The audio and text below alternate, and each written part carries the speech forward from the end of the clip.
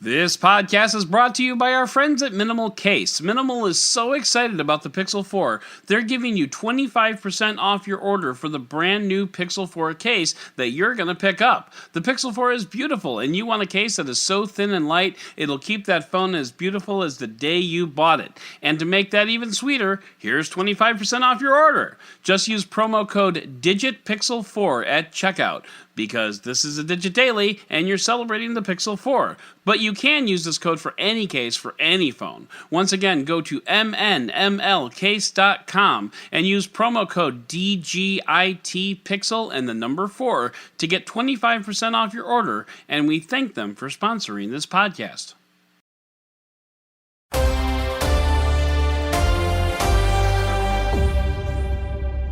Good morning, Digit fam. Adam Doud here, kicking off another week of tech and tomfoolery. And true story, last night I had a dream that Facebook developed dating robots. These are female robots designed to go out on a date with you. Whatever that may entail, no judging. Zuckerberg made people sign NDAs and anti-lawsuit agreements and everything before going out. Weird stuff, and before you ask, no, I did not go on a date with a robot, but I was an interested observer, and trust me, I know there are bags full of issues involved here that I'm not going to dig into, but what I will say is that it's October 21st, 2019, and this is your Digit Daily. Last week we gave a lot of flack to the Google Pixel 4, some of it warranted, but honestly, probably not all of it. The flack in question surrounded the battery size on the smaller Google Pixel 4, and Android Central Review hit the airwaves earlier today. They were not kind. Today, we gain a little insight as to why Google might have gone in the direction that it went, and it starts with the screen. The Google Pixel 4, and frankly most other flagship smartphones worth their salt, use an AMOLED screen. That includes the iPhone, by the way. Now, the significance behind an AMOLED display is that with that kind of display, individual pixels are lit up with the colors that they need to, display stuff. When something is black, the pixel just turns off. That means no power is used to display that black color. On the flip side, with an LED screen, it uses a backlight. Even black colors are lit from behind. Also, this year was the first year Android and iOS, by the way, introduced a system-wide dark mode for your phone. With a flip of a switch, all the whites turn to blacks, which means on an AMOLED display, all those pixels that were once on get turned off. We've known for a long time that would save power, and that was one of the key arguments made by proponents of the system-wide dark mode, and why various tech folk doused their drawers when Google started rolling it out. Personally, I'm not a fan, but, to each his or her own. But as for how much of a savings, that was and still mostly is theoretical, but that doesn't stop YouTube from trying to find out. A video made by Phone Buff showed two iPhones side by side with a robot tapping its way through various apps, presumably before getting ready for its Facebook date. At the end, when the light mode iPhone dies, the dark mode iPhone is still at a whopping 30%.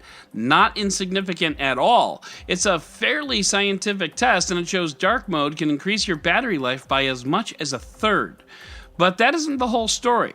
First of all, you have to have your phone in dark mode to get those savings, and like I said earlier, personally, I'm not a fan. Plus, not all apps have a dark mode. I recently did some testing on a Samsung, and there were a lot of apps, some Samsung apps included, that didn't even support dark mode, or night mode as it's called in a Galaxy. Instagram, for example, doesn't have a dark mode. Plus, dark mode necessitates white printing on a black background, which is not always the most comfortable to read, so yeah, you can get some battery savings, but it too comes with compromises. So, did Google shrink its battery because of dark mode? Honestly, probably not, but dark mode can help those who order a Pixel 4 with its batería pequeña. So now that your phone will last 6 hours instead of 4, let's head into the Roundup!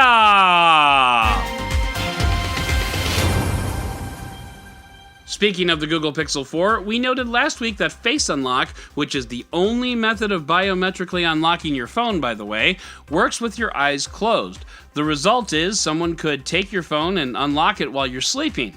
That's no bueno. But don't worry, Google hears your pleas and told The Verge it will push out a feature that requires eyes to be open in the coming months. Now, for those of you not familiar with the term the coming months, allow me to add some context. Palm said that Flash Player would be coming to the Palm Pre Plus running WebOS 1.4.5 in the coming months. That was 8 years ago. Palm has since gone out of business and come back. I'm still waiting. CNET is really piling on the rhetoric this morning, first with a piece praising Pixel 4's Face Unlock feature as catching up to or surpassing Apple's innovative Face ID. And fine, innovative, whatever. But on the same page as this article is the auto-playing video, which is a totally different issue, by the way. The video is titled, "The Pixel 4 is Losing a Lifelong Fan." So the Pixel line of phones has been around for 3 years, and let's go a little further and say the Nexus line of phones has been around since 2010. So unless the video maker in question is 10 years old, they're not a lifelong fan. They're a 3-year fan, but that's okay. I know a lot of lifelong Cubs fans who started up in 2016 as well, so who am I to argue? So here you are listening to a podcast, and you might be wondering, what other podcasts could I listen to?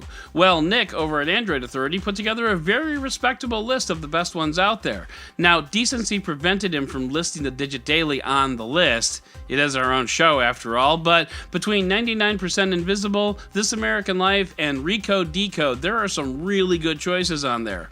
Personally, I'm going to add Serial and Stuff You Should Know for my personal list of go-tos, and don't worry, Nick has been properly chided for leaving them off. Serial is on hiatus between seasons after all, so you're forgiven.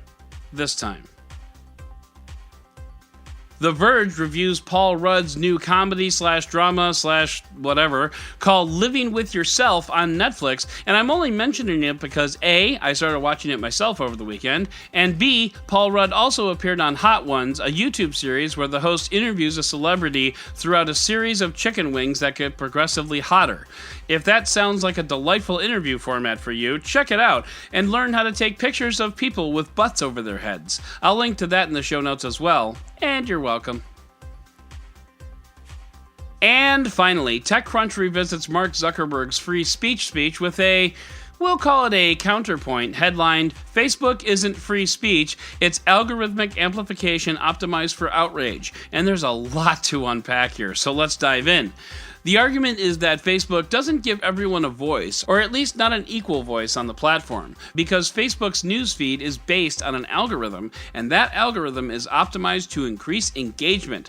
Facebook isn't really giving everyone a voice, it's only giving people who the algorithm likes a voice, and the algorithm really likes it when people get mad, because mad people type a lot, and it takes a lot of time to read a lot of typing, so therefore Facebook can advertise more.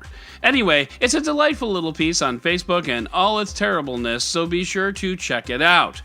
And that's going to do it for today's Digit Daily. If you'd like to learn more about any of these stories, check out the links in the show notes and subscribe to our daily newsletter on Digit.com. And if you like what you heard, subscribe, leave a review, and don't forget to tell your friends about DigitDailyPod.com. Once again, I'm Adam Doud, Dead Technology on Twitter, and we'll talk again tomorrow.